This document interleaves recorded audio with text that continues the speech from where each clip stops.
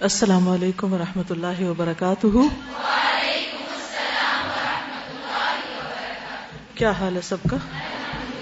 الحمدللہ۔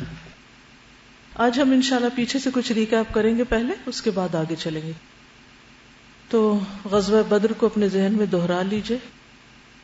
جنگ کیوں ہوئی، کہاں ہوئی، کیسے ہوئی، جنگ کے بعد کیا ہوا، پہلے کی صورتحال کیا تھی، دوران میں کیا تھا، اور اس کے بعد مسلمانوں کی صورتحال میں کیا تبدیلی آئی، اوور آل بھی سب مدینہ کی ریاست میں، اور پھر اس کے بعد بیچ کے کچھ واقعات، اور پھر جنگ احد۔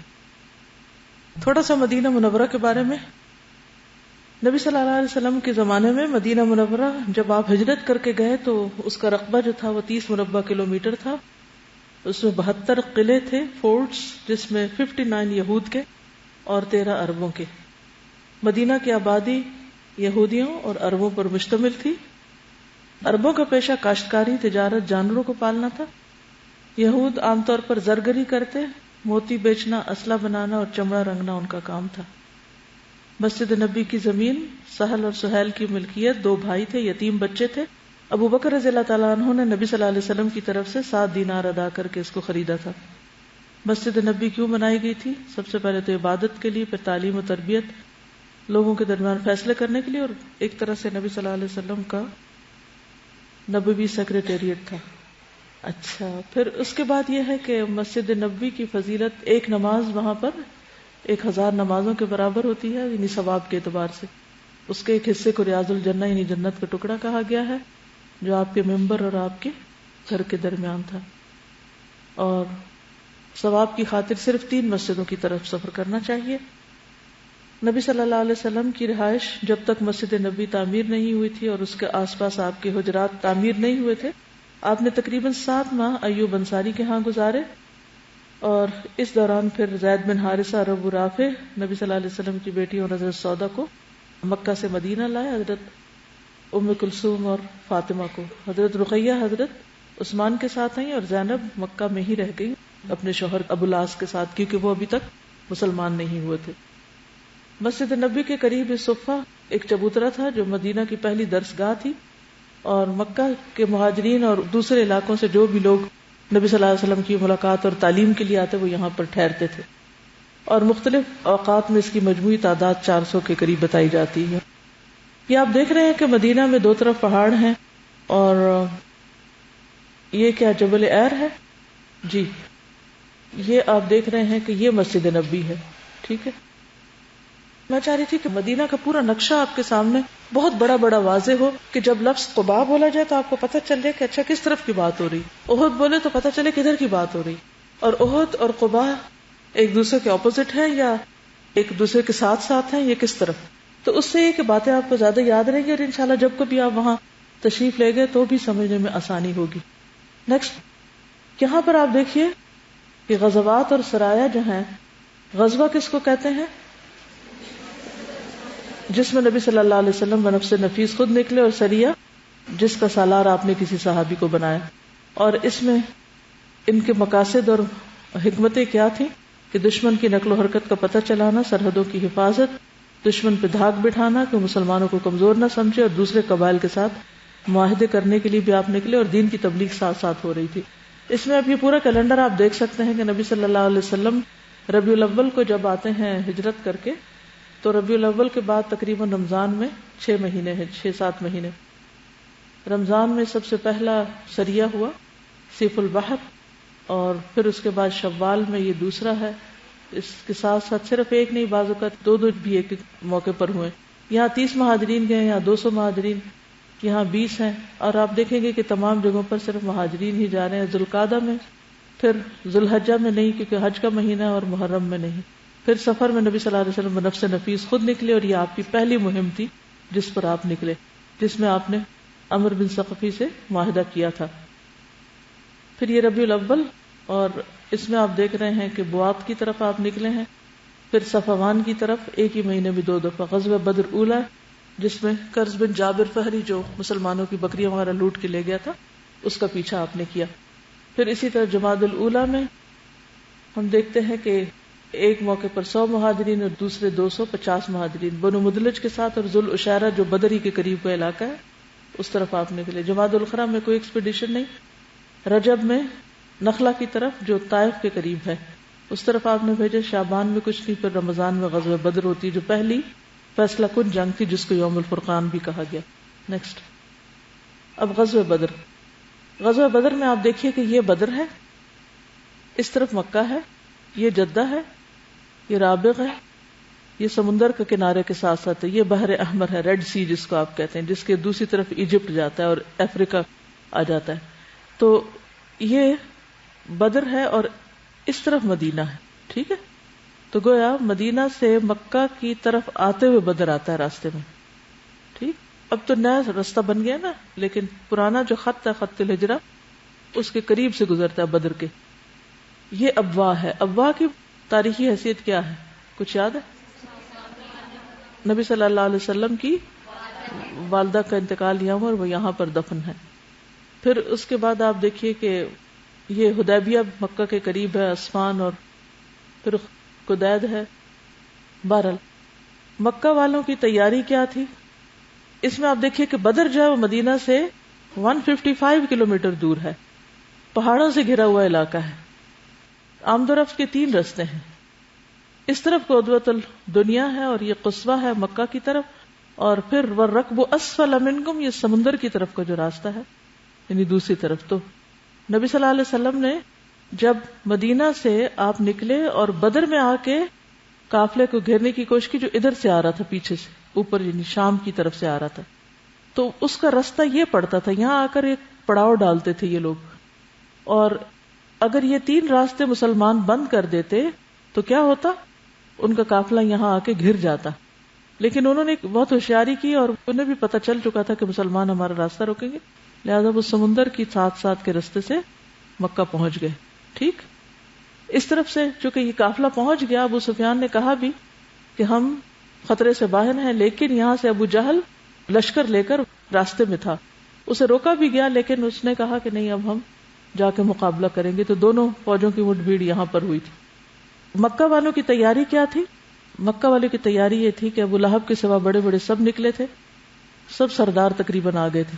قریش کے قبیلوں میں سے صرف بنو عدی نے شرکت نہ کی، اور جوفہ میں ابو سفیان کا واپس جانے کے مطالبے کا پیغام ملا یہاں پر. ٹھیک ہے. یہاں تک لشکر پہنچ گیا. لشکر نے واپسی کا ارادہ کیا. ابو جہل نے ہٹ درمی دکھائی. 300 افراد واپس چلے گئے. 1000 کے لشکر نے اوپر کا راستہ اختیار کیا. یہ ان کے لشکر کا راستہ تھی. آپ دیکھ رہے ہیں مشرک فوج کی پیش قدمی اس خط سے دکھائی گئی. یہ تجارتی راستہ تھا جس سے وہ آ رہا تھا لشکر، اور یہ اسلامی لشکر کی پیش قدمی یہاں سے ہوئی تھی اس طرف سے. تو بہرحال 1000 کے لشکر نے اپنا سفر جاری رکھا، یعنی وہ بدر تک پہنچ گئے اور ادوۃ القصوہ میں پڑاؤ ڈالا، یعنی اس طرف کو مکہ کی طرف. مسلمانوں نے اوپر کی طرف. ٹھیک. ابو سفیان کا قافلہ جو تھا اس میں کتنے اونٹ تھے؟ 1000 اونٹ تھے. 50,000 مالیت کا سامان تھا. سارے اہل مکہ نے اپنی انویسٹمنٹ کی تھی، پیسہ کمانے کی کوشش کی تھی مسلمانوں کے مقابلے کے لیے. نبی صلی اللہ علیہ وسلم کی جنگی حکمت عملی کیا تھی کہ شروع میں بدر سے دوسری جانب کی راہ لی، پھر بہت دھیمی رفتار سے بدر کی جانب پیش ہوئی، یعنی ایک دم ڈائریکٹ نہیں آئے بلکہ تھوڑا سا ادھر کو جا کے پھر اس طرف کو آئے. نیکسٹ. مسلمانوں کی تیاری کیا تھی؟ مسلمانوں اور قریش کے درمیان یہ پہلا فیصلہ کن معرکہ تھا، اور آج سے قریش کے قافلے گزرنے کی اطلاع ملی.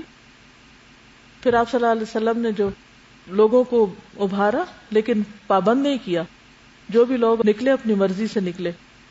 اور پھر سفید جھنڈا مصعب بن عمیر کو دیا گیا، مہاجرین کا جھنڈا حضرت علی کے پاس تھا، انصار کا جھنڈا سعد بن معاذ کے پاس. جنگی تیاری ہوئی. 2 گھوڑے تھے، 70 اونٹ تھے، 70 خزرج کے لوگ تھے، 61 اوس کے، اور 83 یا 86 مہاجر تھے. مدینہ کا انتظام پہلے عبداللہ بن ام مکتوم کو دیا گیا، بعد میں ابو لبابہ بن عبد المنذر کو سونپ دیا گیا. نبی صلی اللہ علیہ وسلم کو مکہ والوں کے خروج کا علم ہو گیا. مسلمانوں سے مشورہ کیا. آپ کے ساتھیوں کا رد عمل کیا تھا؟ مہاجر صحابہ نے تو ساتھ دینے کی بات کی ہی، لیکن انصار نے بھی ہر طرح کی یقین دہانی کرائی.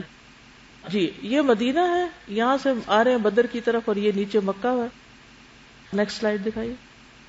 جی یہ ہے میدان جنگ. ایک طرح سے یہ کھجوروں کے باغ ہیں. اس طرح مسلمانوں کا پڑاؤ ہے جس کا ادوۃ الدنیا یعنی قریب کا کنارہ اور یہ مدینہ کی طرف ہے، جبکہ مشرکین جو ہیں وہ عدوۃ القصویٰ کی طرف گئے ہیں، اس طرف کو پڑاؤ ہے ان کا، یہ نیچے کی طرف ہے، یہ اوپر کی طرف ہے. جب بارش ہوتی ہے تو یہاں پر کیچڑ ہو جاتا ہے اور مسلمان اپنے لیے پانی جمع کر لیتے. کنواں بھی مسلمانوں کے پاس تھا.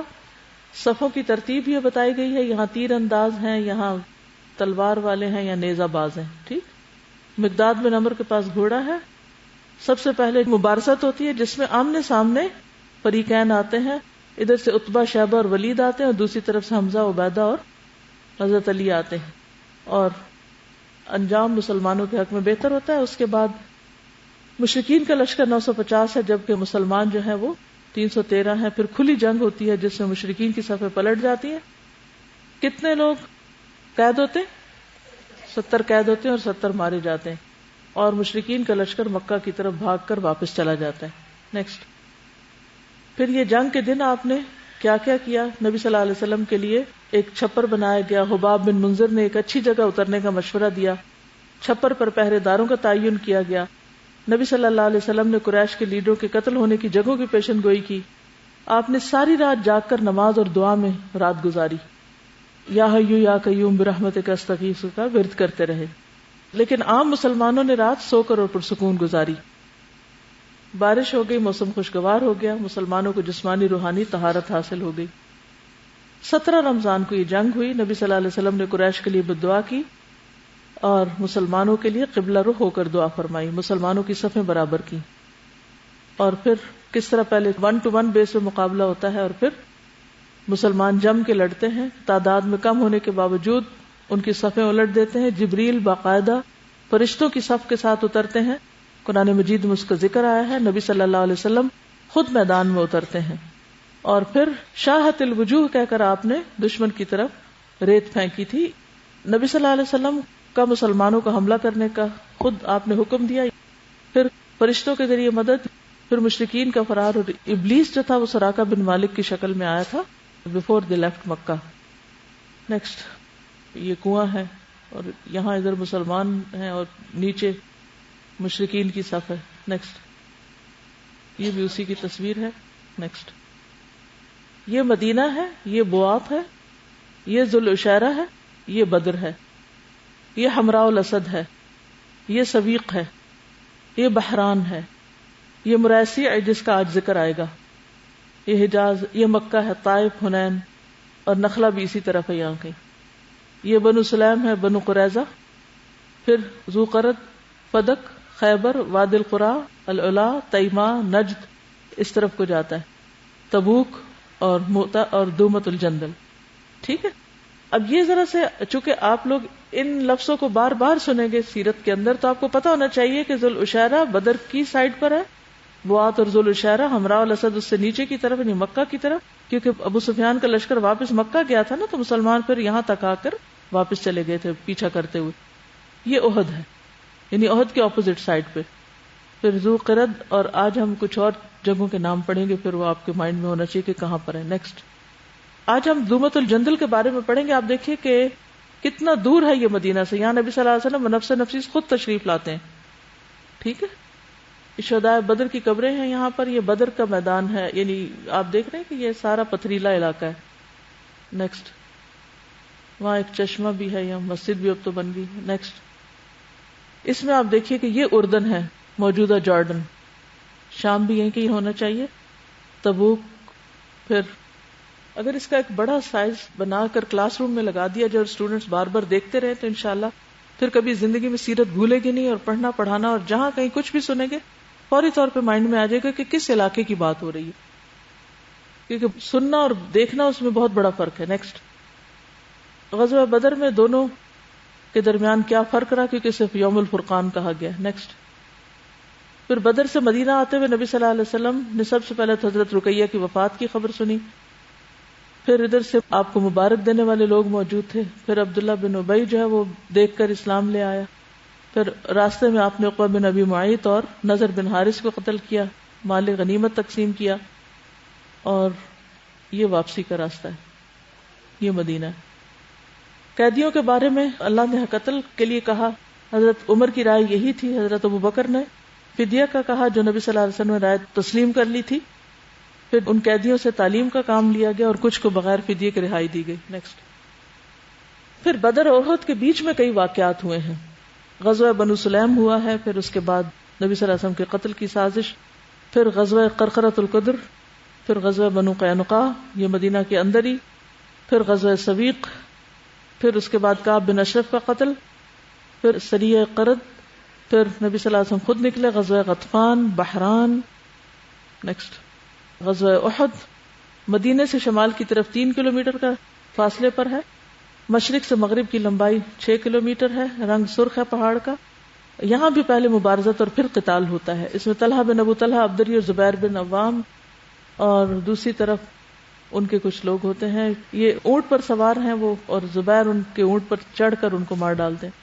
یعنی ان دو کے درمیان مقابلہ ہوتا ہے. جبل رمات ہے جس پہ عبداللہ بن جبیر کی کمان میں تیر انداز مقرر کیے گئے. نبی صلی اللہ علیہ وسلم کا حکم ملنے تک جگہ نہ چھوڑنے کی تاکید. پھر نرغے میں آنے کے بعد مسلمانوں کا کیا حال ہوا، نبی صلی اللہ علیہ وسلم پہ حملہ. یہ پوری جو آپ کی وہ جنگ ہے اس کی ساری چیزوں کو پوائنٹس میں ڈال دیا گیا. کون کون سی خواتین نے شرکت کی، کون کون لوگ شہید ہوئے، کتنے کتنے، شکست کی وجوہات کیا تھیں. پھر اس کے بعد نبی صلی اللہ علیہ وسلم کا دفاع کن لوگوں نے کیا. سعد بن نبی وقاص کی انگلیاں شل ہو گئیں، نبی صلی اللہ علیہ وسلم پر حملہ. بہرحال نیکسٹ کیجیے. یہ اصل میں مزید آپ دیکھ سکتے ہیں کہ یہ جبل احد ہے. جبل احد کی طرف مسلمانوں کی فوج تھی، دوسری طرف مشرکین کی عورتوں کے خیمے. عبداللہ بن جبیر کی قیادت میں یہاں لوگوں کو مقرر کیا گیا تھا. ٹھیک ہے، آگے چلتے ہیں. جنگ احد میں جب مسلمانوں کو ناکامی ہوئی تو اس کے بہت منفی اثرات آس پاس کے لوگوں پر پڑے. جنگ بدر میں کامیابی کی وجہ سے جس طرح بعد میں بہت سے مثبت اثرات سامنے آئے، تو جنگ احد کی وجہ سے اس میں کچھ کمی آ گئی، اور کچھ قبائل مزید شیر ہو گئے مسلمانوں پر حملہ کرنے کے لیے یا ان کو پریشان کرنے کے لیے. حادثے اور غزوات سے ہم شروع کریں گے آج. صفحہ 224. احد میں مسلمانوں کو جو ذکر اٹھانی پڑی اس کے اثرات بہرحال اچھے نہ تھے. دشمن جری ہو گئے اور کھل کر مد مقابل آ گئے، اور کئی واقعات ایسے پیش آئے جو مسلمانوں کے حق میں بہتر نہ تھے. اس کتاب میں چند اہم واقعات کا ذکر ہے، لیکن کچھ اور واقعات بھی ہیں جن کا ذکر کرنا ضروری ہے تاکہ پوری پکچر آپ کے سامنے آ سکے. اس میں محرم 4 ہجری میں احد کب ہوئی ہے؟ 3 ہجری میں. کب؟ شوال. جی. ذیقعد ذوالحج کے بعد محرم، یعنی 2 مہینے کے بعد ایک واقعہ پیش آتا ہے. محرم 4 ہجری میں رسول اللہ صلی اللہ علیہ وسلم کا طریقہ یہ نہیں تھا کہ خود جا کر کسی کے اوپر بلا وجہ حملہ کر دیں، لیکن جب آپ کو خبر ملتی کہ فریق مخالف حملہ کرنے والا ہے، کیونکہ چاروں طرف آپ نے اپنے مخبر بھیجے ہوئے تھے اور ہر ایک کی نقل و حرکت پر آپ کی نظر تھی کہ کون قبیلہ کہاں سے سر اٹھا رہا ہے، یہ کیا سوچ رہا ہے. یعنی اتنے ویل اویئر تھے، ویل انفارمڈ. اور جب آپ کو پتا چلتا ہے کہ کوئی خاص قبیلہ آپ پر حملہ آور ہونی، یعنی مکہ والے تو مکہ والے صحیح، لیکن ان کے حلیف قبیلے اور دیگر جو مسلمانوں کے دشمن تھے اور ابھی تک مسلمان نہیں ہوئے تھے، جب ان کے بارے میں پتا چلتا کہ وہ حملہ آور ہونے والے ہیں، تو اس سے پہلے کہ وہ آتے آپ اقدام کر کے جا کے ان کی سرکوبی کر دیتے. اس طرح کی مہموں میں آپ خود بھی شریک رہے اور صحابہ کو بھی بھیجتے رہے. جس میں خود شریک ہوئے وہ غزوہ کہلاتا ہے، جو کسی صحابی کے سرکردگی میں آپ نے بھیجا وہ سریہ کہلاتا ہے. یکم محرم الحرام، پہلی محرم 4 ہجری کو آپ کو یہ خبر ملی کہ خویلد کے بیٹے طلحہ اور سلمہ رسول اللہ صلی اللہ علیہ وسلم کے مقابلے کے لیے اپنے لوگوں کو جمع کر رہے ہیں. تو آپ نے ابو سلمہ بن عبداللہ رضی اللہ عنہ کو، خود نہیں گئے، کس کو؟ ابو سلمہ، اسی لیے اس کو سریہ ابو سلمہ کہا جاتا ہے. 150 مہاجرین اور انصار کے ساتھ ان کے مقابلے کے لیے روانہ فرمایا. اب چونکہ جنگ بدر میں اور احد میں انصار حصہ لے چکے تھے، تو اس کے بعد جو سریات ہوتے ہیں اس میں اب دونوں شریک ہوتے ہیں، مہاجرین اور انصار دونوں. وہ لوگ اس کی خبر پاتے ہی بھاگ گئے، انہوں نے اپنا ارادہ ترک کر دیا. طلحہ نے بعد میں اسلام قبول کر لیا، لیکن آپ کی وفات کے بعد اسلام سے پھر گئے. صدیق اکبر نے ان کے مقابلے کے لیے خالد بن ولید کو روانہ کیا. طلحہ بھاگ کر شام چلے گئے. طائب ہو کر پھر اسلام میں داخل ہوئے. قرآن مجید میں آتا ہے نا ان الذین آمنوا ثم کفروا ثم آمنوا ثم کفروا ثم ازدادوا کفرا. اور مسلمانوں کے ساتھ برابر لڑائیوں میں شریک رہے، یعنی ان کا ساتھ دیا. حضرت عمر کے عہد خلافت میں جنگ قادسیہ اور مارکہ نہاوند میں بھی شریک رہے، اور کہا جاتا ہے کہ وہ 21 ہجری کو مارکہ نہاوند میں شہید ہوئے تھے. طلحہ کے دوسرے بھائی سلمہ مسلمان نہیں ہوئے تھے. اس واقعے سے کیا سبق ملتا؟ کوئی ایک سبق بتائیے مجھے. اپنی عام زندگی میں کیا سیکھا؟ اپنی غلطی نہیں مانتے، اور ہدایت اللہ دیتا ہے اور دل پھرتے بھی دیر نہیں لگتی، لیکن یہ بھی اللہ کی رحمت ہوتی ہے کہ انسان پھر زندگی میں پلٹ آئے. اور جب کوئی غلطی کا اعتراف کرے تو معاف کر دینا چاہیے. اور کیا سبق ہے اس میں؟ بڑا اہم سبق ہے ایک. اب دیکھیے کہ دونوں فریقوں کے اینڈ پر کتنی وسعت ہے. مسلمان ہوتے ہیں، پھر اس کے بعد نبی صلی اللہ علیہ وسلم کی وفات کے بعد مرتد ہو جاتے ہیں، اس کے بعد پھر مسلمان ہو جاتے ہیں. اب یہ نہیں کہا کہ چونکہ آپ مرتد ہو گئے تھے اس لیے ہم آپ کو ذبح کر ڈالیں گے، نہیں، پھر موقع دیا گیا. اور پھر اس کے بعد یہ کہ وہ مسلمانوں کے ساتھ ہی شریک رہے اور پھر شہید ہوئے. اگر یہ موقع نہ دیا جاتا تو کیا ہوتا؟ مسلمان اپنا ایک مددگار کھو بیٹھتے.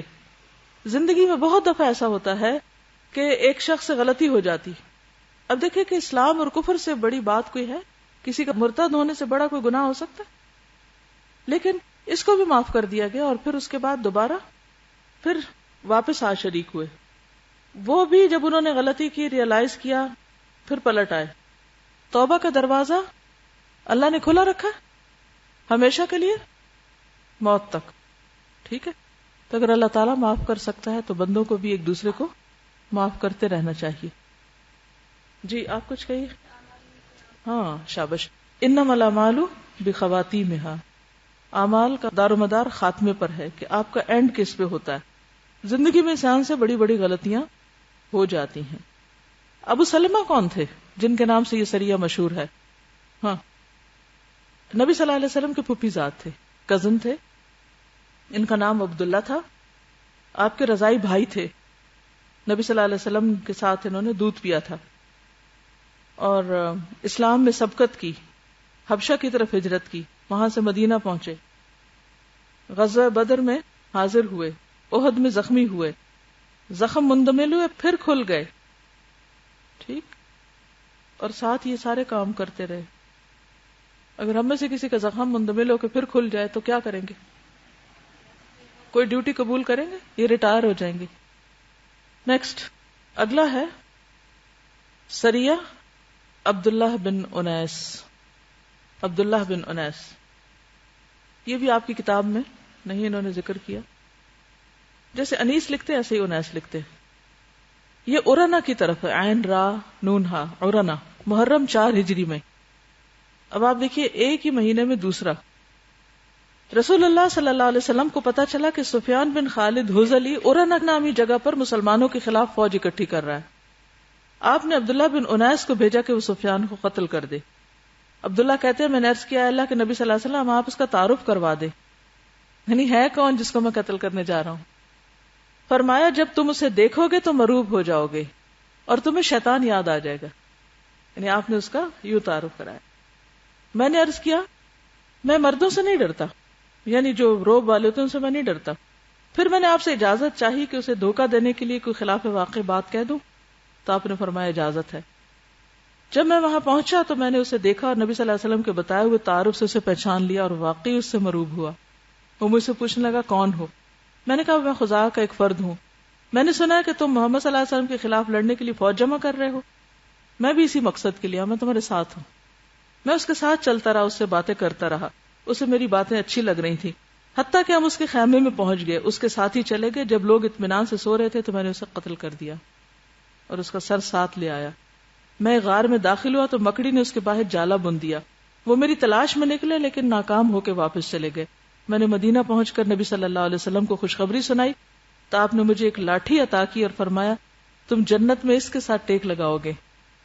جب عبداللہ بن انیس قریب المرگ تھے تو انہوں نے وصیت کی کہ ان کے ساتھ قبر میں دفن کر دی جائے. یہ آخرت کا سفر تھا. اورانا جو ہے یہ ایک وادی کا نام ہے، عرفات کے قریب. اب یاد رہے گا کتنی دور آئے تھے؟ مدینہ سے تقریباً مکہ کے قریب.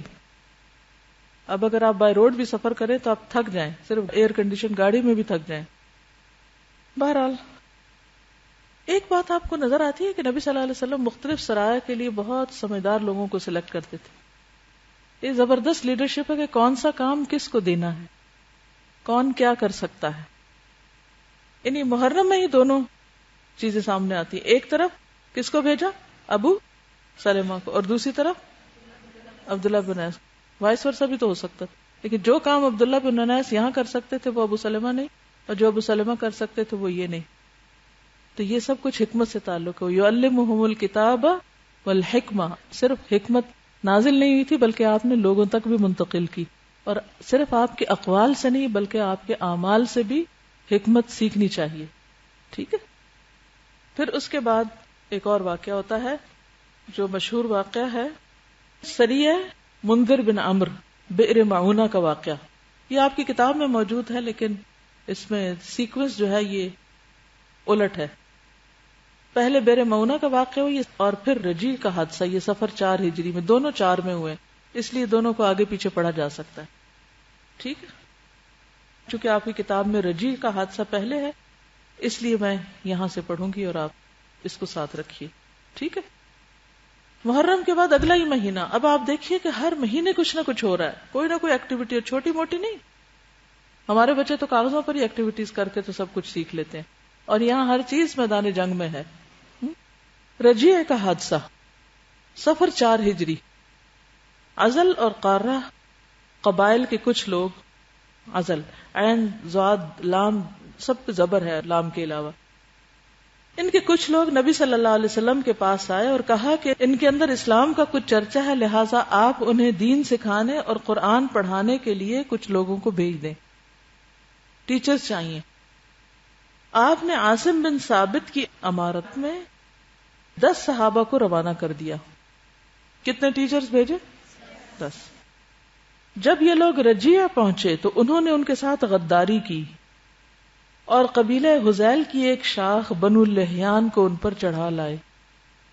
ان کے تقریباً 100 تیر اندازوں نے انہیں ایک ٹیلے پہ جا گھیرا. کن کو؟ 10 ٹیچرز کو. پھر انہوں نے عہد و پیمان دیا کہ اگر وہ اتر آئے تو انہیں قتل نہ کریں گے. عاصم نے اترنے سے انکار کر دیا اور رفقا سمیت ان سے جنگ شروع کر دی. 7 شہید ہو گئے جبکہ 3 باقی رہے. کفار نے پھر وہی عہد و پیمان دیا، چنانچہ وہ تینوں اتر آئے جو باقی بچے تھے، مگر کفار نے ان سے بدعہدی کی اور انہیں باندھ لیا. اس پر ایک نے یہ کہہ کر ساتھ جانے سے انکار کر دیا کہ یہ پہلی بدعہدی ہے. کفار نے اسے قتل کر دیا. 2 بچے، باقی 2 کو مکہ لے جا کر بیچ دیا. یہ دونوں خبیب بن عدی اور زید بن دثنہ تھے.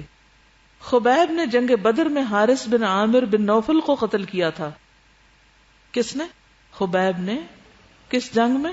بدر میں. کس کو قتل کیا؟ حارث بن عامر بن نوفل کو. لہذا ان کی اولاد نے انہیں خرید کر کچھ عرصے تک قید رکھا. کن کی اولاد نے؟ حارث کی اولاد نے. کس کو قید کر لیا؟ خبیب کو. پھر تنعیم لے جا کر قتل کیا. کیوں؟ بدلہ لینے کے لیے. کس کا؟ باپ کا. انہوں نے قتل سے پہلے 2 رکعت نماز پڑھی، پھر ان پر بد دعا کی، پھر چند اشعار کہے جن میں سے 2 یہ ہیں: وَلَسْتُ أُبَالِي حِينَ أُقْتَلُ مُسْلِمًا عَلَىٰ أَيِّ جَنْبٍ كَانَ لِلَّهِ مَصْرَعِي وَذَلِكَ فِي ذَاتِ الْإِلَٰهِ وَإِن يَشَأْ يُبَارِكْ عَلَىٰ أَوْصَالِ شِلْوٍ مُمَزَّعِي. میں مسلمان مارا جاؤں تو مجھے کچھ پرواہ نہیں کہ اللہ کی راہ میں کس پہلو پر قتل ہوتا ہوں، اور یہ تو اللہ کی ذات کے لیے ہے. اگر وہ چاہے تو بوٹی بوٹی کیے ہوئے اعضاء کے جوڑ جوڑ میں برکت دے دے، میرے مرے ہوئے جسم میں بھی برکت ہو جائے، اس سے بھی کوئی خیر نکل آئے، وہ بھی لوگوں کے لیے سبق کا ذریعہ بن جائے. یہ برکت ہونے کا معنی. برکت کہتے ہیں جس چیز میں برکت ہو جائے وہ لوگوں کے لیے فائدہ مند ہو جاتی. کہتے کہ میں تو اللہ کے راستے میں اپنی جان دے رہا ہوں، کوئی فرق نہیں پڑتا کہ میں دائیں گرتا ہوں یا بائیں گرتا ہوں. دائیں بائیں گرنا تو کچھ میٹر نہیں رکھتا. میرے نزدیک تو یہ بھی کوئی بات نہیں کہ میرے جسم کی بوٹی بوٹی کر دی جائے. ہو سکتا ہے اللہ تعالیٰ اسی کے اندر برکت ڈال دے اور وہ بھی دین کے کام آ جائے. شوق اور جذبہ دیکھیے اور قربانی کا لیول دیکھیں آپ. اور ہم سب سے زیادہ کس کو سنبھال کے رکھتے ہیں؟ اپنی ذات کو. سب سے زیادہ فکر ہے تو اپنے آپ کا. دین کا کیا بنتا ہے وہ دین جانے اور دین والے جانے. ہم نے اس لیے دین تھوڑی پڑھا تھا کہ ہم قربانیاں بھی کریں. پھر یہ تھوڑی قربانی ہے کہ ہم بے دینی سے دین کی طرف آ گئے. یہ بھی احسان کرتے ہیں لوگ. اس کے بعد ابو سفیان نے حضرت خبیب سے کہا کیا تمہیں یہ بات پسند آتی ہے کہ تمہارے بدلے محمد صلی اللہ علیہ وسلم ہمارے پاس ہوتے, ہم ان کی گردن مارتے اور تم اپنے اہل و عیال میں ہوتے, یعنی تمہیں چھوڑ کے انہیں پکڑ لیا جائے. انہوں نے کہا واللہ مجھے تو یہ بھی گوارا نہیں کہ میں اپنے اہل و عیال میں ہوتا, اس کے بدلے محمد صلی اللہ علیہ وسلم کو جہاں آپ ہوں, یعنی جہاں بھی آپ ہوں, وہاں کوئی کانٹا چپ جاتا اور وہ آپ کو تکلیف دیتا. یعنی تمہارے پاس تو دور کی بات, وہ جہاں ہیں وہاں بھی اگر ان کو کوئی کانٹا چبھتا ہے تو مجھے اس پر بھی تکلیف ہوگی. پھر حارث بن عامر کے بیٹے نے انہیں اپنے باپ کے بدلے قتل کر دیا. باقی رہا زید بن دسنہ کا معاملہ, تو انہوں نے غزوہ بدر میں امیہ بن خلف کو قتل کیا تھا, لہٰذا انہیں بھی اس کے بیٹے صفوان بن امیہ نے خرید کر اپنے باپ کے بدلے میں قتل کیا. بعض کتب میں ابو سفیان اور حضرت خبیب کی مذکورہ بالا گفتگو حضرت زید بن دسنہ کی طرف منسوب کر دی گئی, لیکن اصل یہ ہے کہ یہ خبیب ہی کی بات ہے. حادثے کے بعد قریش نے بعض آدمی بھیجے. کہاں حادثہ ہو گیا؟ کون سا؟ وہ 10 کے 10 ٹیچرز ختم کر دیے گئے. 7 تو وہیں, 3 اترے, 1 کو پھر وہیں اور 2 کو مکہ لا کے قتل کر دیا گیا. پورے کے پورے ختم ہو گئے. تو حادثے کے بعد قریش نے بعض آدمی بھیجے کہ حضرت عاصم کے جسم کا کوئی ٹکڑا لائیں, لیکن اللہ نے بھیڑوں کو جھنڈ بھیج دیا. شاید کی مکھیاں جیسے ہوتی نا, ایسے پیلے رنگ کی بھیڑیں ہوتی, جنہوں نے ان کی حفاظت کی. حضرت عاصم نے اللہ سے یہ عہد کر رکھا تھا کہ ان کی زندگی میں نہ انہیں کوئی مشرک چھوئے گا اور نہ وہ کسی مشرک کو چھوئیں گے. اللہ نے وفات کے بعد بھی اس عہد کا پاس رکھا اور اللہ سبحانہ و تعالیٰ نے ان کی حفاظت کی. کسی معاشرے کے اندر سے 10 افراد کا یوں دھوکے سے قتل کر دیا جانا کوئی معمولی حادثہ نہیں, جہاں ایک ایک فرد قیمتی ہو, اور وہ بھی پڑھے لکھے جو ٹیچرز تھے وہاں کے. اس واقعے سے آپ کو کیا سبق ملتے ہیں؟ کیا سیکھا آپ نے؟ کوئی ایسی خبر ملتی ہے کہ ان 10 کے گھر والے پیچھے سے مرتد ہو گئے کہ ہمارے لوگوں کے ساتھ دھوکا ہوا ہے اور اب ہم رہے ایسے اسلام سے؟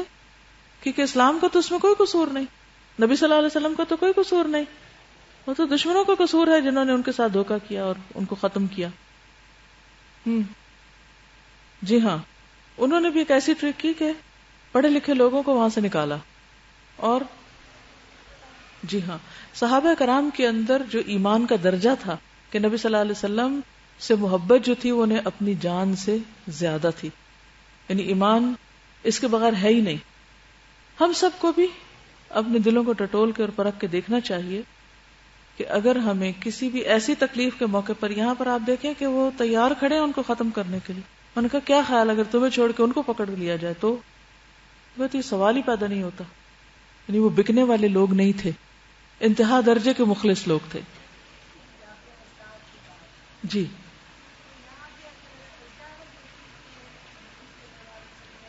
جی ہاں, ایسا ہو سکتا تھا. اصحاب صفہ کے نام پر جو لوگ موجود تھے مدینہ کے اندر, سیکھنے والے بھی آئے ہوئے تھے, لیکن تعلیم کا کام ہمیشہ 2 طرفہ ہوتا ہے. کبھی معلم جاتا ہے سکھانے کے لیے اور کبھی طالب علم آتا ہے سیکھنے کے لیے, دونوں طرح ہوتا ہے. جی, لیکن یہ ہے کہ مسلمان ہر دور میں تعلیم اور تبلیغ کے لیے اپنے گھروں کو چھوڑتے رہے اور دوسری جگہوں پر جا کر پیغام پہنچاتے رہے, کیونکہ پورے قبیلے کو سکھانا تھا, اس لیے آپ نے زیادہ ٹیچرز کو بھیجا. ورنہ چھوٹے چھوٹے گروپس میں لوگ آ کر مدینہ میں ٹھہرتے, سیکھ کر جاتے اور پھر اپنے اپنے علاقوں میں سکھاتے تھے. تو یہ بھی آلریڈی ہو رہا تھا. ایک اور چیز یہ ہے کہ نبی صلی اللہ علیہ وسلم نے اپنے چنے ہوئے لوگوں کو, اپنے جگر گوشوں کو ان کے ساتھ اعتماد کر کے بھیجا, کیونکہ ظاہر پر معاملہ کر رہے تھے آپ. یہاں سے یہ بہت پتے کی بات کا علم ہوتا ہے کہ آپ کو غیب کا علم نہیں تھا. جتنا اللہ نے علم جس چیز کے بارے میں دیا اتنا تو آپ کو پتا تھا، لیکن اس سے زیادہ غیب آپ کا ذاتی علم نہیں تھا کہ جب چاہتے غیب سے کوئی خبر معلوم کر لیتے. اگر پتا ہوتا کہ یہ ایسا کریں گے اور شک بھی پڑ جاتا تو آپ کبھی بھی نہ بھیجتے. جی جی ہاں، علم کے راستے میں اگر کبھی کوئی تکلیف آ بھی جائے سیکھنے کے لیے سکھانے کے لیے تو جنت کا راستہ ہے یہ بھی.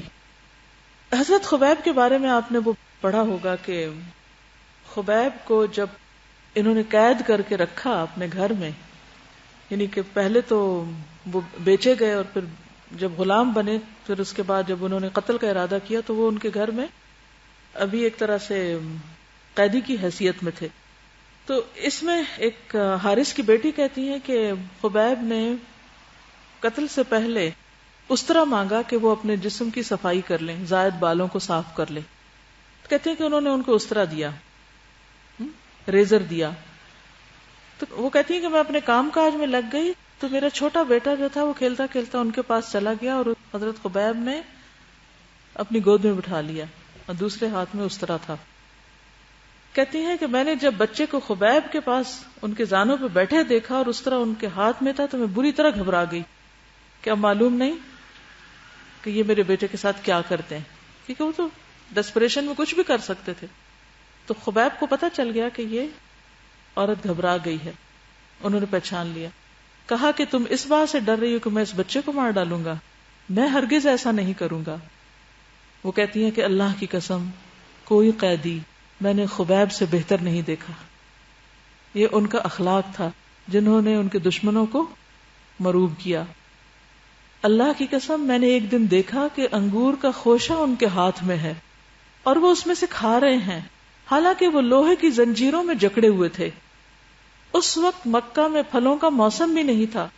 وہ کہتی ہیں یہ تو اللہ کا رزق ہے جو اللہ نے خبیب کو بھیجا تھا. جب ایسے واقعات ہوتے ہیں انہونے پیغمبر کے ساتھ ہوں تو کیا کہلاتے ہیں؟ معجزہ. اور غیر پیغمبر کے ساتھ کرامت. اس سے کسی کے بھی ایمان کی صداقت اور اس کے اخلاص کا پتہ چلتا ہے کہ اللہ تعالیٰ کس طرح پر غیب سے مدد کرتا ہے. اور مشرکین ان کو حرم سے باہر نکال کے لے گئے تھے کیونکہ حرم کے اندر قتل نہیں کر سکتے تھے. تو خبیب نے کہا کہ مجھے صرف 2 رکعت نماز کی مہلت دے دو. تو انہوں نے اجازت دے دی. پھر خبیب نے 2 رکعت نماز پڑھی اور کہا کہ اگر تم یہ خیال نہ کرنے لگتے کہ مجھے قتل کا خوف ہے تو میں ان رکعتوں کو لمبا کر دیتا، یعنی لمبی نماز پڑھتا. لیکن انہوں نے نماز چھوٹی کر دی، حالانکہ انہیں پتا تھا کہ یہ میری زندگی کی آخری نماز ہے. کس لیے؟ تاکہ تھوڑی دیر کے لیے بھی دشمن دین سے بدگمان نہ ہو. بہرحال اس کے بعد انہوں نے دعا کی کہ اے اللہ ان ظالموں میں سے ایک ایک کو ختم کر. اور پھر یہی شعر پڑھے جو ابھی میں نے آپ کو سنائے تھے. اور اس کے بعد یہ ہوا کہ نبی صلی اللہ علیہ وسلم کو اللہ سبحانہ وتعالی نے یہ سارے حالات بتا دیے اور صحابہ کو بھی پتہ چل گیا کہ ان کے ساتھ کیا ہوا. لیکن یہ ہے کہ جن لوگوں نے ان کو قتل کیا تھا وہ آئندہ جنگوں میں ختم ہو گئے. چلیے آگے چلتے ہیں. بئر معونہ. بئر معونہ یہ بھی سفر 4 ہجری میں ہی ہوا. اب دیکھیے 1 مہینے میں 2 حادثے سخت قسم کے. اس میں 70 صحابہ شہید ہوئے. ان کو بھی قراء کے نام سے پکارا جاتا تھا، قاری حضرات تھے. یہ بھی حادثہ رجی کے زمانے میں ایک اور المیہ پیش آیا جو رجی سے زیادہ المناک تھا. اس کا خلاصہ یہ ہے کہ ابو برا عامر بن مالک جو ملاعب الاسنہ نیزوں سے کھیلنے والا کے لقب سے مشہور تھا، مدینے میں خدمت نبی میں حاضر ہوا. آپ صلی اللہ علیہ وسلم نے اسے اسلام کی دعوت دی. اس نے اسلام تو قبول نہیں کیا لیکن دوری بھی اختیار نہیں کی، بس نیوٹرل سا رہا.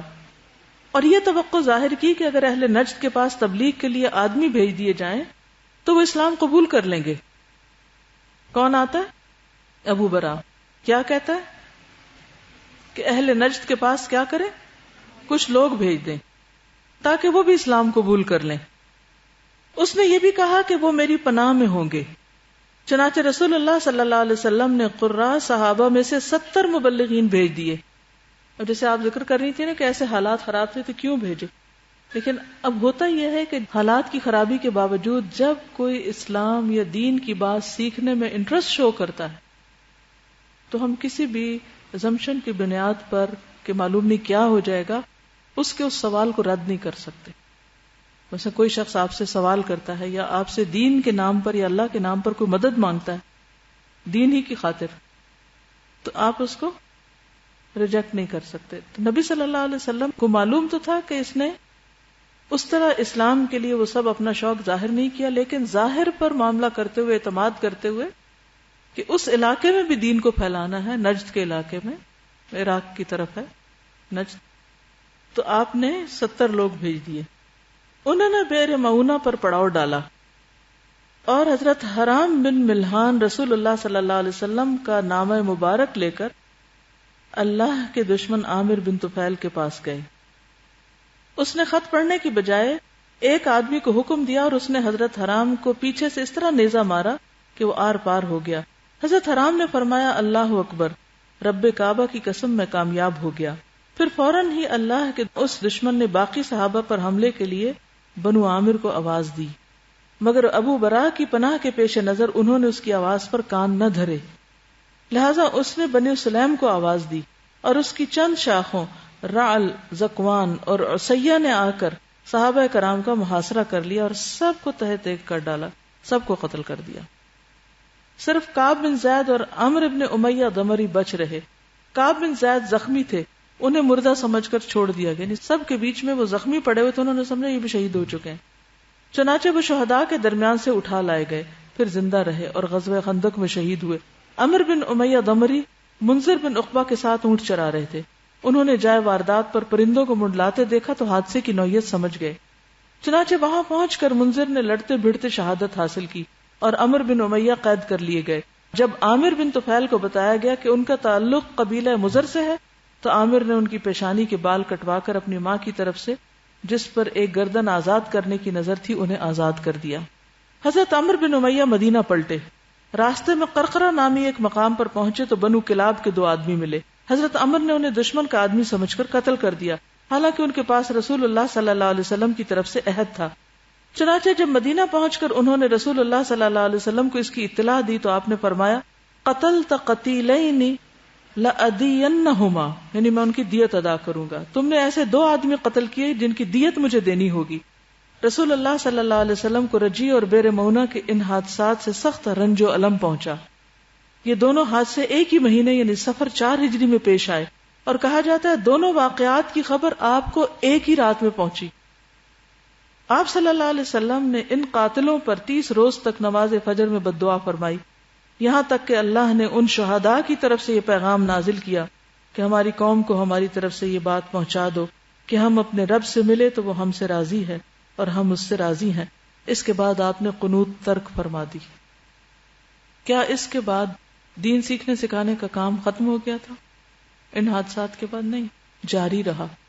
دیکھیے دنیا میں حالات کچھ بھی ہو سکتے ہیں، کبھی بھی کہیں بھی کوئی بھی، لیکن مسلمانوں پر جو ذمہ داری ہے کس چیز کی؟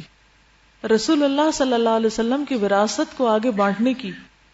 کون سی وراثت؟ علم کی وراثت. کسی بھی طرح کے حالات میں اس سے رکا نہیں جا سکتا. پھر آپ دیکھیے کہ ایک اور موقع پر جب سورۃ توبہ کی تفسیر اگر آپ کو یاد ہو تو اس میں آتا ہے نا کہ اگر مشرکین میں سے کوئی ہاتھ لگ جائے اور وہ اللہ کا کلام سننا چاہے، وہ تمہارا دشمن بھی ہو، تو تم کیا کرو؟ اس کو کلام سناؤ. ورنہ انسان کیا چاہتا ہے کہ راہ چلتے اگر اس کو دشمن مل گیا تو اس کو چھوڑے، لیکن کہا کہ حتی یسمع کلام اللہ ثم ابلغہ مأمنہ، پھر اس کو امن کی جگہ پر بھی پہنچا دو. آج خود مسلمانوں کے اندر کے حالات کیا، اس دن میں آپ کو سندھ کے حالات بتا رہی تھی جہاں سیلاب آیا اور جس طرح لوگوں کو اور نوجوانوں کو، آئندہ کی جنریشنز کو کلمہ تک نہیں آتا. کیوں نہیں آتا؟ وائی؟ وجہ ان کے لیے کوئی سوچتا بھی نہیں، ان کی تعلیم کا انتظام بھی کسی نے نہیں کیا، اس کو فرض سمجھا ہی نہیں گیا. ہم خدمت خلق کے نام پر بھی اگر کوئی کام کرنے کے لیے نکلتے ہیں تو زیادہ سے زیادہ کیا کرتے ہیں؟ کھانا کھلا دیا، تعلیم کا ویسے کوئی انتظام اگر ہو سکا تو کر دیا، یا اور پھٹے پرانے کپڑے اکٹھے کر کے ان کو دے دیے. اس سے کام نہیں چلے گا. اگر ہم نے ان کی آخرت کی فکر نہیں کی اور ان کے دین کی فکر نہیں کی تو یہ رویہ قابل معافی نہیں. اگر نبی صلی اللہ علیہ وسلم مشرکین کے قیدیوں سے اپنے بچوں کو پڑھوا رہے ہیں تو کیا مسلمانوں سے کس چیز کی توقع کی جائے گی کہ وہ ان لوگوں کو پڑھانے کے لیے نہ نکلیں کہ جنہوں نے مطالبہ کیا ہے؟ اور پھر آپ دیکھیں کہ کیسے حادثات اور کیسے واقعات بھی پیش آئے ہیں۔ ان واقعات میں ہم سب کے لیے بھی ایک سبق ہے کہ انہوں نے جانوں پہ کھیل کر دین کے پیغام کو آگے پہنچایا۔ جب تک قربانی کا یہ لیول نہیں آتا، چلو اتنا تو نہ سے اس سے آدھا بھی نہیں آتا، تو بات پھیلتی نہیں ہے۔ کیا طلب العلم فریضہ نہیں ہے نا؟ طلب العلم فریضۃ علی کل مسلم۔ اب سیکھنے والوں میں تو طلب ہے، لیکن جنہوں نے سیکھ لیا ہے وہ گھر بیٹھے ہوئے ہیں، تو فریضہ کیسے ادا ہوگا؟ ان کا بھی فرض کیسے ادا ہوگا؟ اسی لیے اللہ سبحانہ وتعالیٰ نے اپنی کتاب میں وہ 2 آیتیں جن کے بارے میں حضرت ابو ہریرہ کہتے ہیں اگر یہ قرآن میں نہ ہوتی تو میں تمہیں وہ حدیثیں نہ سناتا، کہ جن میں علم والوں پہ لعنت کی گئی ہے کہ جو اللہ کی آیات کو چھپائے ہوئے ہیں اور اسے لوگوں کے سامنے بیان نہیں کرتے۔ یعنی ان دونوں واقعات میں اگر ایک چیز کامن ہے تو وہ کیا ہے کہ سیکھنے سکھانے کے لیے اگر جان بھی جاتی ہے تو جائے۔ غزوہ بنو نذیر ربیع الاول 4 ہجری۔ بنو نذیر نے بئر معونہ والوں کے ساتھ غداری کرنے والے ازل اور قارہ سے بھی زیادہ ایک خبیث سازش کی۔ رسول اللہ صلی اللہ علیہ وسلم کے پاس پیغام بھیجا۔ کون تھے بنو نذیر؟ یہود تھے۔ رسول اللہ صلی اللہ علیہ وسلم کے پاس پیغام بھیجا کہ ان کے ساتھ جمع ہو تاکہ آپ سے قرآن اور اسلام کی بات سنیں۔ یہاں بھی تعلیم کو بہانہ بنایا گیا۔ مناقشہ کریں اور مطمئن ہو جائیں، ہم تو چاہتے ہیں کہ ہم بھی مسلمان ہوں، ہم آپ سے کچھ بات کرنا چاہتے ہیں تو ایمان بھی لائیں۔ چنانچہ اس پر اتفاق ہو گیا۔ اب وہ بھی اپنے گھر بلا رہے ہیں بنو نذیر، جبکہ ان بدماشوں نے آپس میں طے کر رکھا تھا کہ ہر آدمی کپڑے کے اندر خنجر چھپا کر چلے اور نبی صلی اللہ علیہ وسلم کو غفلت کی حالت میں اچانک قتل کر دیں، مگر آپ کو عین وقت پر خبر ہو گئی اور آپ صلی اللہ علیہ وسلم نے ان کی جلا وطنی کا فیصلہ کر لیا۔ باقی قبائل نے تو صحابہ کو شہید کیا، لیکن یہود نے دین سیکھنے کے نام پر نبی صلی اللہ علیہ وسلم کی شہادت کی پلاننگ کر لی۔ عمرو بن امیہ دمری نے واپس آ کر جب بنو کلاب کے 2 آدمیوں کے قتل کی اطلاع دی تو آپ صلی اللہ علیہ وسلم چند صحابہ کے ہمراہ بنو نذیر کے پاس تشریف لے گئے تاکہ وہ معاہدے کے مطابق ان 2 مقتولین کی دیت کی ادائیگی میں اعانت کریں۔ آپ کو معلوم تھا نا کہ یہ پیکٹ تھا، میثاق مدینہ تھا، جس کی روح سے اگر مدینہ والے کسی نان مدنی کو قتل کرتے ہیں تو اس کی دیت کے لیے سب کو شریک ہونا ہوگا وہاں۔ تو اس معاہدے کے مطابق یہ کس نے قتل کیا تھا راستے میں، اور خود ہی آ کے بتایا بھی تھا، تو آپ نے فرمایا کہ تم نے یہ کیا کیا، تم نے ان کو قتل کر دیا جن کی دیت دینا ہوگی اب ہمیں معاہدے کے مطابق، لہذا آپ یہود کے پاس گئے کہ دیت کا بندوبست کیا جائے، یعنی ایز پر پالیسی یا ایز پر جو بھی ان کا ڈیسیژن ہوا تھا آپس میں۔ انہوں نے کہا ابو القاسم ہم ایسا ہی کریں گے، آپ یہاں تشریف رکھیے، ہم آپ کی ضرورت پوری کیے دیتے ہیں۔ چنانچہ آپ ایک دیوار سے ٹیک لگا کر انتظار میں بیٹھ گئے اور یہود آپس میں اکٹھے ہوئے تو ان پر شیطان سوار ہو گیا اور انہوں نے کہا کون ہے جو اس چکی کے پارٹ کو لے کر اوپر جائے اور آپ کے سر پہ گرا دے۔ اس پر بدبخت ترین یہودی عمرو بن جہاش اٹھا، ادھر حضرت جبریل نے آ کر نبی صلی اللہ علیہ وسلم کو ان کے ارادے کی خبر کر دی۔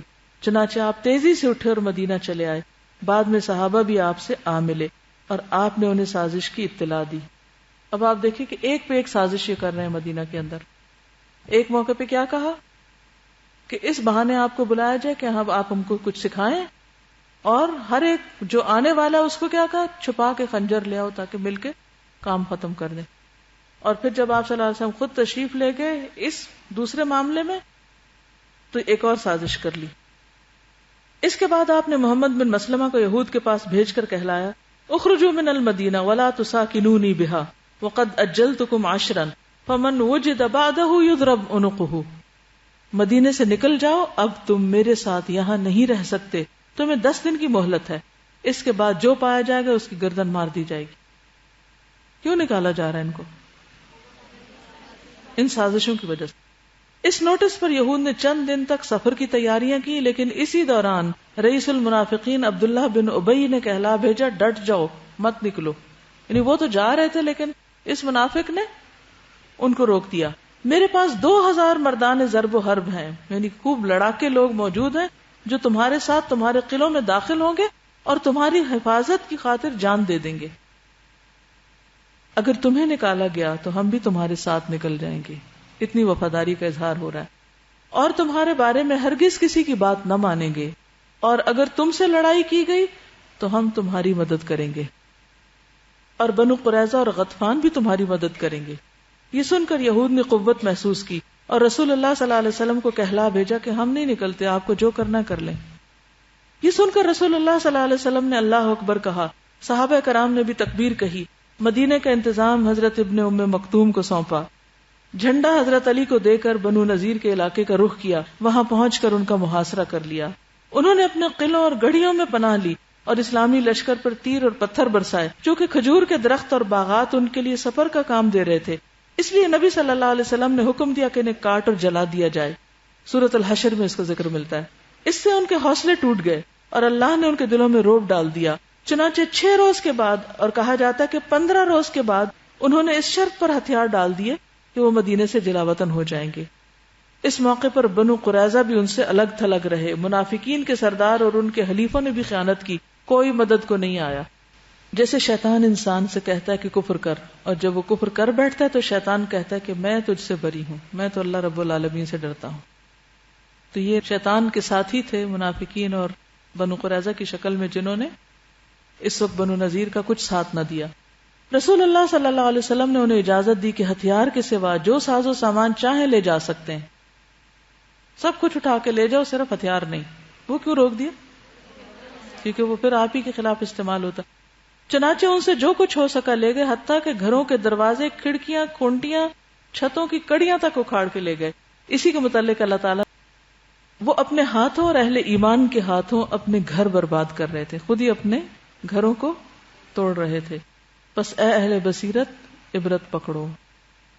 جلاوطنی کے بعد ان کی اکثریت اور بڑے لوگوں نے خیبر میں قیام کیا اور ایک چھوٹا گروہ ملک شام جا بسا. رسول اللہ صلی اللہ علیہ وسلم نے ان کی زمین اور علاقہ خاص مہاجرین اولین میں تقسیم فرمایا. وہ کون تھے مہاجرین اولین؟ جنہوں نے شروع میں اسلام قبول کیا تھا، جو آپ کے ساتھ آئے تھے. صرف 2 انصاری ابو دجانہ اور سہل بن حنیف کو ان کی تنگ دستی کے سبب اس میں سے عطا فرمایا. اس کے علاوہ آپ اسی میں سے اپنی ازواج مطہرات کا سال بھر کا خرچ نکالتے رہے، اور اس کے بعد جو کچھ بچتا تھا اسے جہاد کی تیاری کے لیے ہتھیار اور گھوڑوں کی فراہمی میں صرف فرما دیتے تھے. یعنی جو ملا بھی اس سے صرف ضروریات پوری کی اور باقی واپس اسی کاز میں لگا دیا. آپ صلی اللہ علیہ وسلم نے ان کے پاس سے 50 خود یعنی سر پہ لوہے کی ٹوپی ہیلمٹ کی طرح اور 300 تلواریں بھی پائیں. وہاں سے ہی نکلی کیونکہ اسلحہ لے جانے کی اجازت نہیں تھی.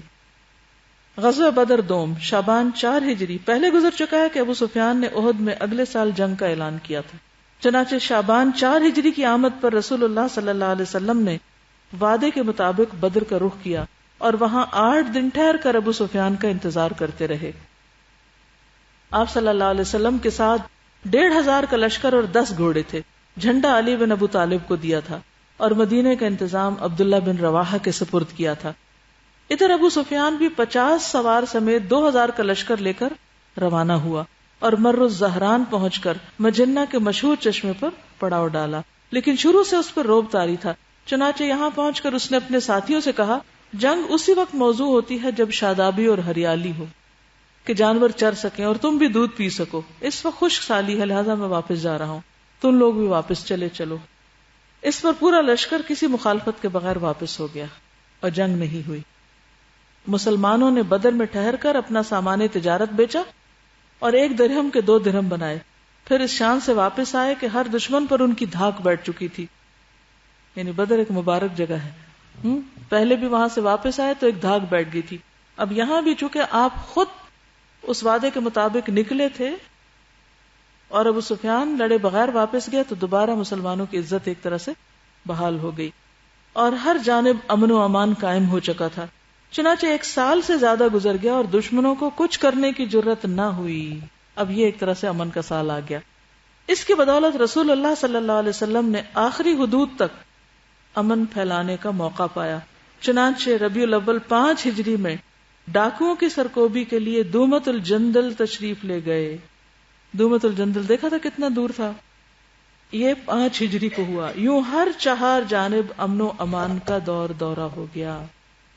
یہ جو دومت الجندل ہے اس میں 1000 صحابہ آپ کے ساتھ تھے اور وہاں کسی قسم کی جنگ نہیں ہوئی, صرف مروب کرنے کے لیے گئے تھے. شعبان 5 ہجری میں غزوہ مریسی ہوتا ہے یا بنو المستلق, ٹھیک ہے, جس کا آپ کی کتاب میں یہاں ذکر نہیں ہے. اسی میں واقعہ افک پیش آتا ہے. یہ صرف اس لیے میں آپ کو بتا رہی ہوں کہ کہاں پر, کیونکہ قرآن مجید میں واقعہ افک کا تفصیل کے ساتھ ذکر ہے. یہ غزوہ بنو نذیر کے بعد, دومت الجندل کے بعد یہ پیش آتا ہے غزوہ بنو المستلق. اور اسی طرح یہ کہ غزوہ ذات الرقاع بھی پیش آتا ہے. غزوہ ذات الرقاع جمادی الاولیٰ 4 ہجری میں ہوا اور اس میں صحابہ کرام اتنا چلے کہ ان کے پاؤں کی انگلیوں کے ناخن جھڑ گئے. رقاع چیتھڑے کو کہتے پٹی, اور انہوں نے پٹیاں لپیٹ کر پاؤں کی, کیونکہ جوتے ٹوٹ گئے, پاؤں گھس گئے, ناخن اتر گئے, اور وہ پھر بھی چیتھڑے لپیٹ کر چلتے رہے کیونکہ بہت طویل سفر تھا. ایک اونٹ پہ 6 لوگ باری باری سوار ہو رہے تھے. یہ حالت تھی. یہ غزوہ بنو نذیر کے بعد ہوا تھا. یہود کو نکالنے کے بعد یہ واقعہ پیش آیا تھا, ٹھیک ہے. اور 400 صحابہ کے ساتھ آپ نکلے تھے نجد کی طرف. وہاں پر قبیلہ غطفان کے کچھ لوگوں سے ملے, لیکن لڑائی کی نوبت نہیں آئی. یہیں پر لوگوں کو صلاۃ الخوف پڑھائی گئی تھی, جو قرآن مجید میں آتی ہے نا صلاۃ الخوف. واپسی پر حضور صلی اللہ علیہ وسلم نے ایک سایہ دار درخت کے نیچے آرام کیا اور تلوار درخت سے لٹکا دی. تو تھوڑے سے ان واقعات کی پلیسمنٹ کر لیں تاکہ آپ جب قرآن مجید پڑھیں تو آپ کو پتہ ہو کہ کون سی بات پہلے اور کون سی بعد میں ہوئی. آج کے لیے اتنا ہی کافی. سبحانک اللہم و بحمدک نشہد ان لا الہ الا انت نستغفرک و نتوب الیک. السلام علیکم و رحمۃ اللہ وبرکاتہ.